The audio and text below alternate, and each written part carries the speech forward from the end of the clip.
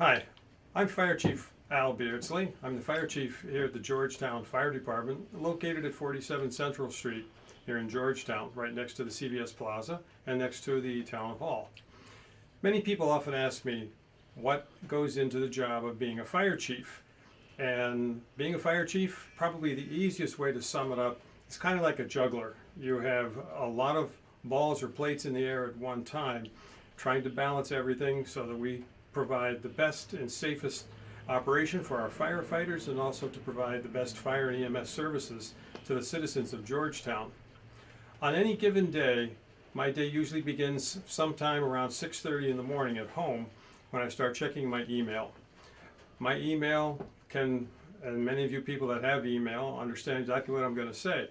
I can receive upwards of 100 emails a day from different organizations, citizens, firefighters, all asking different questions that need to be researched.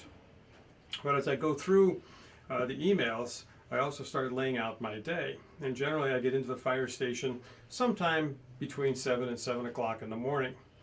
We have personnel Monday through Friday that start the shift at 6 o'clock in the morning. And I come in usually finding out what we have on tap for the day for inspections, for repairs or breakdowns that may have occurred that need to be addressed. And from there, usually come into my office here and check my email. Again, just like at home, catching up on things because you receive such a high number of emails. As we go through the day, we go out on calls. It's not unusual on any given day to respond to 5 or 10 and maybe even as many as 15 different incidents. And these can be anything from a request to take and plug out a street box, to going to a house fire, to medical aids. Obviously, one of our biggest items that we have here in town as far as our responses are concerned are the medical aids. We consistently run about 500 to 530 medical responses a year, which is roughly a little over 50% of our total run count. Our next highest number of incidents that we run to are what called public service calls. Nice thing about public service calls, these are generally requests that the duty crew can handle rather than having to put on a fire tone and requesting firefighters to come in from their jobs or elsewhere. Which is the reason why we have people on duty in the fire stations, because generally there is nobody in town left to back up the regular firefighting forces. And then of course you might ask yourself, well, what happens after that if we have a fire and you just have 3 people and yourself that are on duty? And this is where our mutual aid comes in. The majority of our calls, probably close to 90% of our calls, can be handled by the crew that's on duty during the daytime. And that can be anywhere from, I say, plugging out a box, doing inspections. Like right now, as an example, it's 10:30 on a rainy Tuesday morning, and my crew is split. One firefighter is attending a meeting in regards to emergency medical services, and the other 2 firefighters are out performing an inspection on a commercial building. And I'm left here in the station answering phone calls and talking to people that come into the station. They've been gone approximately a half an hour, and in that 30-minute span of time, I had one gentleman that called me on the phone with a question regarding his oil lines that are in his house and some inspections that have been done. While I was talking to him on the phone, another gentleman came in asking about building plans that he had, and they needed to be inspected, make sure that we have fire alarms that are placed in the right locations, and making sure that the necessary safety features are intact. So that's just in a half an hour if that occurs there. As I go through my day, statistical information is critically important to the fire service. We're constantly being asked for information on our responses, the type of responses that we go to. They'll want to know the amount of damage on average that is done in town. So all of this information requires a tremendous amount of research into our records. During this past winter, we were very fortunate to have a senior citizen come in as part of a community project and assist us with getting files reorganized. We have 6 files just in my office alone of information. In the deputy's office across the hall, there's several filing cabinets in there, plus on our second floor, we have several cabinets filled with details about inspections, about fires, about the past history of the fire department. Anytime we go somewhere for an incident, whether it be a house fire, whether it be an oil burner blowback, anything of this nature, the fire department needs to keep a copy of that incident, because we never know that 30 years down the road from now, if you had an underground oil tank on your property and in 2010 that underground storage tank was removed, 30 years from now somebody may be researching the property for sale, and they may want to find out, was that tank, if so, removed, and they want to be able to see proof positive documentation that that tank was removed. Now, since coming on as the fire chief in 2008, one of the big things that we were able to accomplish in the initial phase of my time was to place the department on a preventive maintenance program. Preventive maintenance helps to save our tax dollars. Each time a fire truck breaks down, it becomes very expensive. We're very fortunate here in Georgetown. We have a fleet that is not that critically old, but nonetheless, it's still aging. We have our oldest piece of fire apparatus was built in 1999, and our ladder truck, which is one of the newest pieces of apparatus, was built in 2007. But as these trucks are big, they're complicated, they have a lot of electrical systems on them, and these things break down. And no matter how much money you pay for a piece of apparatus, it's always prone to breakdowns. As you know, probably from anything you have in your house that's electronic, it gives out. It just happens. So we put the apparatus on what's called the preventive maintenance program, and it's great because in most cases we're able to find a problem before it happens. And one of the things with problems on fire apparatus, if you have something that happens while en route to a fire call, you want to make sure our fire apparatus arrives there and it arrives there safely. And a truck breaking down before it can make a response means a delayed or a slow response to your address.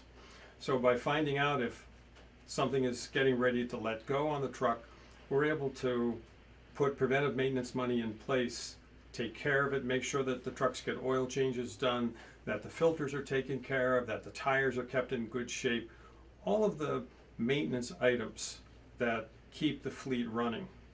The other thing that we started to do was to put in place a program that is basically compliant with the National Fire Protection Association's standards for certification on things like our ground ladders, our aerial ladders, and our pumps. If any of these items fail at a fire scene, firefighters can be injured or even killed. And by knowing that our pumps are certified by preventive maintenance companies that are designed to do this work, and they're certified to do the work, we're ensuring the safe operation of our apparatus every time it goes out. The ground ladders is probably one of the most critical items, because a ground ladder gets thrown for a house fire and you have a firefighter with turnout gear on, his self-contained breathing apparatus. He can be in excess of 250, 270 pounds going up and down that ladder. I want to make sure that those ladders are safe, that nothing is giving way, that there's not any rust or anything like that on those ladders. So a company comes in, they do certain testing on the ladders to make sure that they're safe, and they give me a slip of paper that tells me that each ground ladder has been safely tested and that it is in performance operation by the fire department. The biggest ladder that we have, which is our aerial ladder truck, is even more important that we have that certified, because that's 107 feet of ladder, and there's a lot of mechanical components that go into that ladder truck, and to have a catastrophic failure of that ladder can have catastrophic results. So I want to make sure that our apparatus is properly maintained and is properly certified for the safe operation by our firefighters. The next probably biggest item that we were able to get going for the town has been the introduction of the ambulances.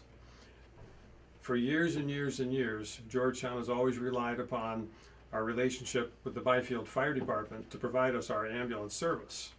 And Byfield has done a good job over the years of providing us with our service.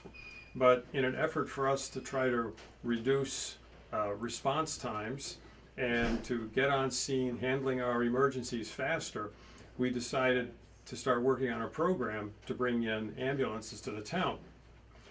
Fortunately, at the same time, the Central Fire Company, which is a private organization of the fire that comes under the fire department, just the same as the Erie 4 Fire Association, the Central Fire Company got together and had the funds set aside to purchase 2 ambulances. And they gifted them to the town of Georgetown. They gifted them in the form of the ambulances. There was 2 ambulances. They were basically fully equipped, lock, stock, and barrel. Everything from bumper to bumper was picked up on the expense by the Central Fire Company. I'm very, very grateful for their very, very generous donation to the town. And with these ambulances, we've been able to provide services at a much faster pace than ever before, where before we would respond with our heavy rescue truck to a medical aid scene and sit on scene for maybe 10 or 15 minutes while waiting for the Byfield or the AMR ambulance to respond to the scene. We now have the ambulance on scene on average in under 6 minutes. We have the patient starting treatment, we have them on our stretcher, loaded in the ambulance, and en route to the hospital. Now, at our level, we operate at what's called basic life support, BLS. We can do certain things. We can defibrillate a patient if they're in cardiac arrest, or we can provide oxygen to them and bandaging and so forth. If we have a patient that is more critically sick, having a heart attack, something of this nature, what we do now is we call for what we call in the business an ALS intercept. That's advanced life support. We contact right away to request either Byfield if it's Monday through Friday during business hours, and after hours we contract with AMR, American Medical Responses, to respond to the scene or to intercept the ambulance while it's en route to the hospital. But again, the biggest thing here is we are getting the sick or injured person en route to the hospital in a much greater time frame than ever before. Why don't we take a moment now and walk out to the apparatus bay, and we'll show you what the ambulances look like. Hi, we're outside now in the apparatus bay, and what you're looking at right here is this is ambulance number 11. In our fleet we have 2 of them, designated ambulance 11 and ambulance 12, which right now is sitting behind engine 5. What we do is we alternate our ambulances each month. So on odd numbered months, today being May 1st, we switch out and we put ambulance 11 as the frontline ambulance, and we put ambulance 12 into the back, and that works as a backup ambulance if we need a second ambulance at a scene, or if we have a second medical aid, we can easily roll that truck. And then on the even numbered months, like April was an even numbered month, ambulance 12 was on the front line while ambulance 11 remained as the backup position. It's important that we keep the ambulances 24 hours a day in operational order. So if we do need to run the backup ambulance for any reason, that truck is fully equipped, ready to go. All we have to do is jump in the truck, turn on the key, and respond. So we don't have to worry about anything. These trucks, as you look at them, this is a 2004 Ford, basically Ford truck, has a truck type chassis with the big box on the back of it. As we go down along the truck here, we have compartments, something like what you see on the fire trucks that hold different equipment for us to use at medical aid scenes or at car accidents. So let's take a look and see what's in our first cabinet right here. Okay, this is our first cabinet that's located on the left-hand side of the ambulance, right behind the driver. This is a long, tall cabinet, and what we do in here, we store our backboards and our oxygen, our big oxygen tank that we carry. These backboards are ready to go, so if somebody is in a car accident and needs to be taking what we call C-spine precautions, we have the equipment right here to do it. Other compartments, moving down here a little bit further. Moving down to our cabinet that's located in the left rear of the ambulance. This cabinet contains some hand lights. They're very powerful hand lights that we use at a scene to be able to light up an area. One item that we're really quite pleased with is probably one of our most used pieces of equipment. It's called a stair chair. The stair chair is exactly what you might think it does. It actually is set up to be used when we have to take a patient down the stairway. It has a special tread on the back here that all we have to do is squeeze this, and this comes out. So as we're taking a patient down the stairway, we have either these handles that we can use that'll help keep the stair chair steady as we're going down the stairs, and we also have another device here that comes up and helps us as we're trying to take a patient down the stairway. These treads will catch right on the tread of your stairs coming down. The patient, as you can see, there's a series of straps that are in here that help keep the patient in place so they don't slip out as they're going down the stairway. This is used an awful lot because we have a lot of houses are old, they have very narrow staircases, and we can't get down there with like the backboards or the stretcher. Also, it's a good item to protect the firefighters so they don't get back injuries. And one of the things that makes us extremely pleased with this piece of equipment was that a major piece of this was paid for as a single donation from a resident of the town. And I was quite shocked. When we did get the donation, we were able to put money with it and make this purchase. And it's been used quite a bit. Okay. We're now at the back of the ambulance. And if you've ever had the opportunity to ride an ambulance, you know what you're going to see when I open up this door. Hopefully, if you're watching, you've never had to be in an ambulance as an emergency. But we open up the doors, and this is what the compartment looks like from behind. We have a stretcher with an oxygen tank already placed on it, so if we have to give oxygen to a patient, we can do it. We also have the ability to carry 2 patients laying down. Those special boards that we had on the left-hand side of the truck over here would be placed on this bench seat.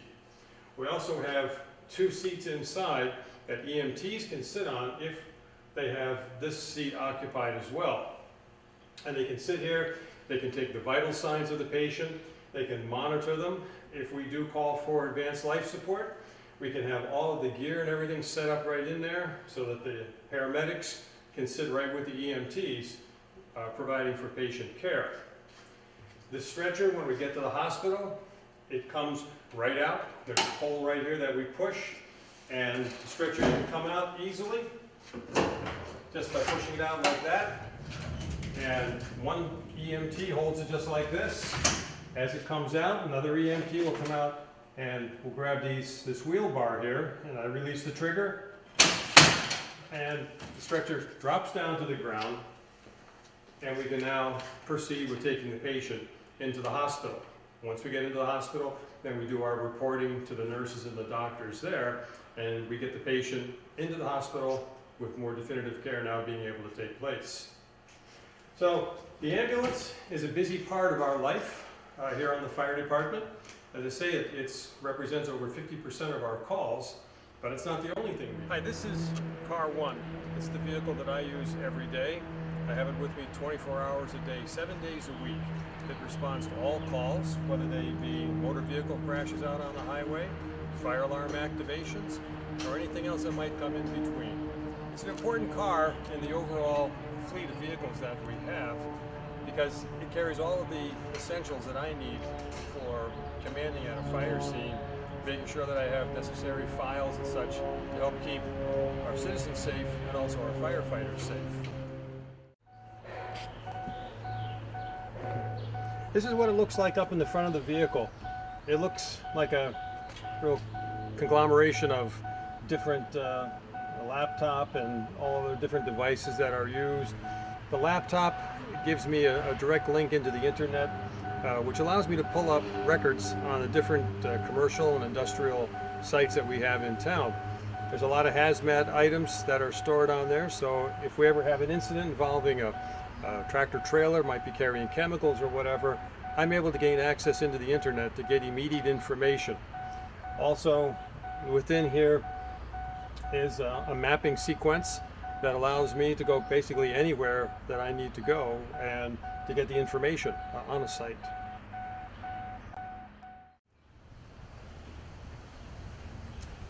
Car 1 is equipped just like a mobile office, and inside my mobile office here in the back are where all the command operations take place at a fire scene.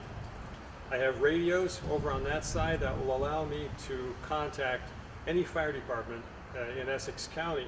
There's also a special radio that's on top that's called a crossband repeater. Car 1 is one of 5 vehicles in Essex County that's equipped with this special radio that allows us to tie the different radio frequencies together at a major incident scene.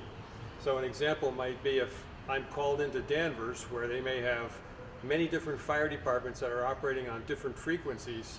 In order for us to all talk on one radio, instead of having to talk on 2 or 3 different radios, that radio right there ties all of those radios together, all the different frequencies. So all we have to do is carry one portable radio, and we have communications to everybody on the fire ground.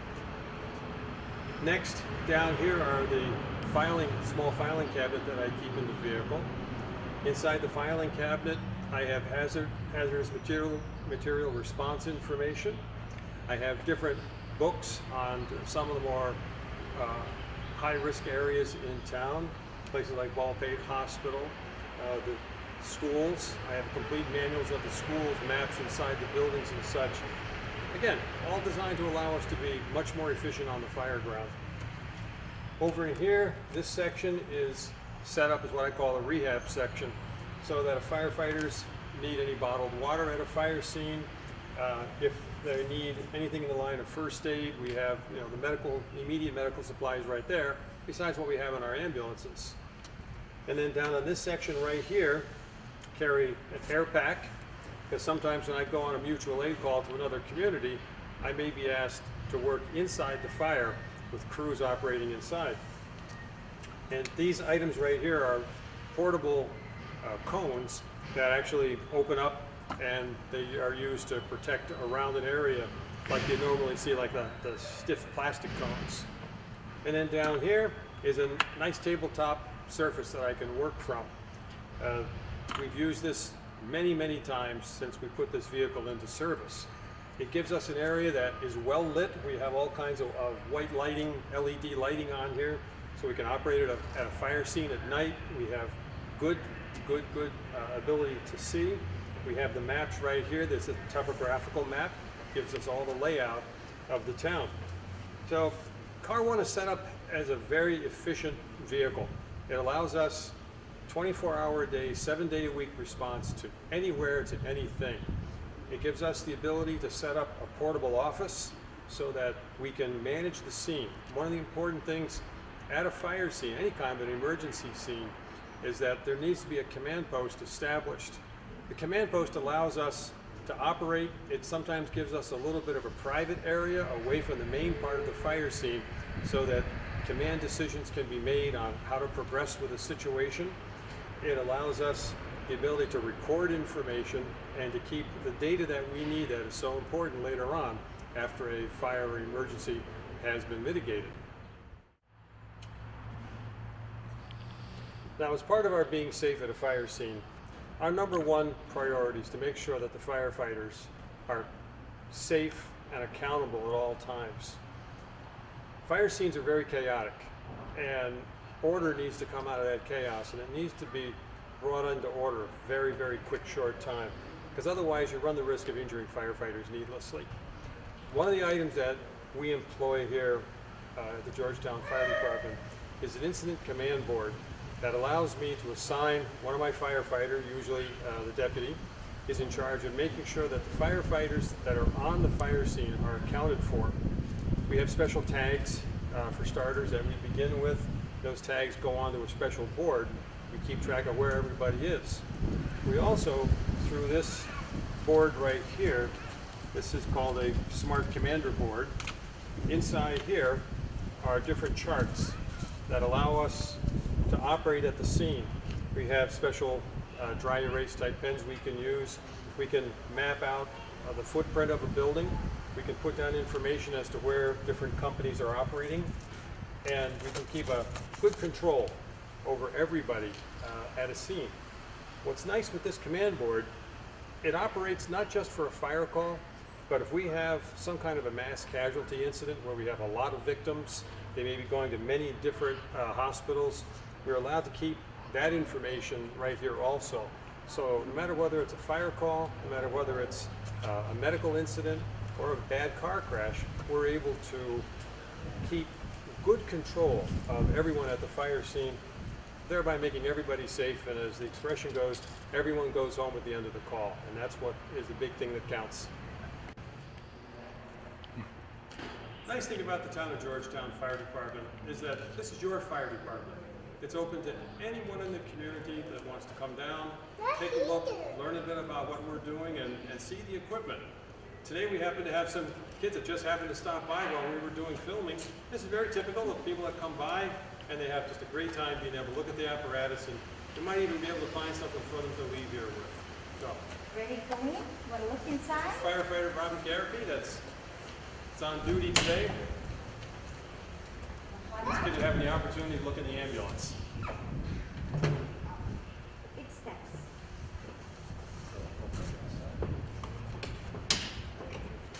There you go. That's bad. People go for a ride and they lay down and they wear the seatbelts. Oh, what kind of Community awareness of the fire department is vitally important to us because it's through your tax dollars that help support all this apparatus that you see. Without your support, without your tax dollars, our fire department wouldn't be at the professional level that it is. All of the men and women of the Georgetown Fire Department are trained professionals. Over half of our staff are trained EMTs to be able to operate the ambulance. Right now, we have approximately 40 people on the fire department. Over 26 are certified Massachusetts emergency medical technicians. Of that count, we have 4 people that are also a little bit higher level as emergency medical technicians at the paramedic level. We also have over half of our firefighters who are also trained and certified at the Firefighter 1-2 level certification, which is a nationwide recognized certification level. So again, we welcome you to come down. This is your fire department. Come down anytime to see us. Also look for us online at www.georgetownfd.com.